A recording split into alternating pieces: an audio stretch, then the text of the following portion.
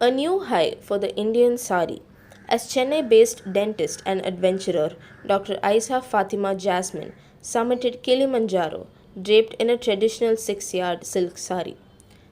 That's not all.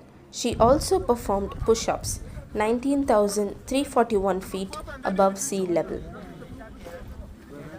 She wore a 7 layer dress to trek all the way to the top. But while summiting, it was just sari, amid a freezing -14-degree cold. Her idea, sari can be a symbol of both grace and grit. Sari on Kilimanjaro isn't practical. It's not what climbers wear. It's not what strong is supposed to look like, but that's exactly why I wore it. To remind myself and maybe even others that strength doesn't need a dress code. In that freezing wind, in a sari, definitely not for applause, but for a reminder that this fabric can do wonders. It can climb, it can carry, it can bend, stretch, sweat, and still stand tall. Strength doesn't always show up in track pants. Sometimes it shows up wrapped in 6 yards of quiet power. Let's stop treating culture like it's delicate.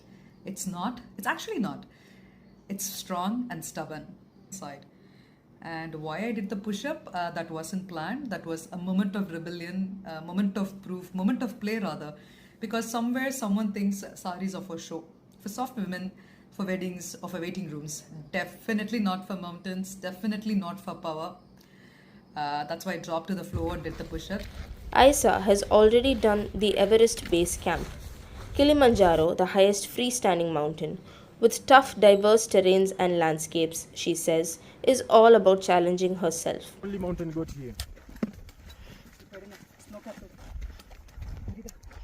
That's Kilimanjaro. The body wants to stop. The brain starts negotiating, and suddenly you're not actually fighting the mountain, you're fighting yourself. That's when you realize the climb is not about the strength, it's about the decision to take the next step, and then the next step, and then the next, and keep walking. Even when no one is cheering, even when no one is watching, even when no one will know how hard it was. That's what Kilimanjaro teaches you, that you don't need to feel ready to start. You don't need to feel strong to keep going. You just need to show up with whatever you have and keep walking. You know what is the real summit? It was definitely not the view. It was when I stopped doubting myself and just kept walking. That quiet switch from can I do this to I'm already doing it. That's the real climb, and it changes you definitely forever. Summiting Kilimanjaro, Isa says, has motivated her and has turned her more unstoppable to take up more tougher challenges. Certainly an inspiration. In Chennai, Cheryl Esther Juliana for tellmystory.in. He wants a slow move.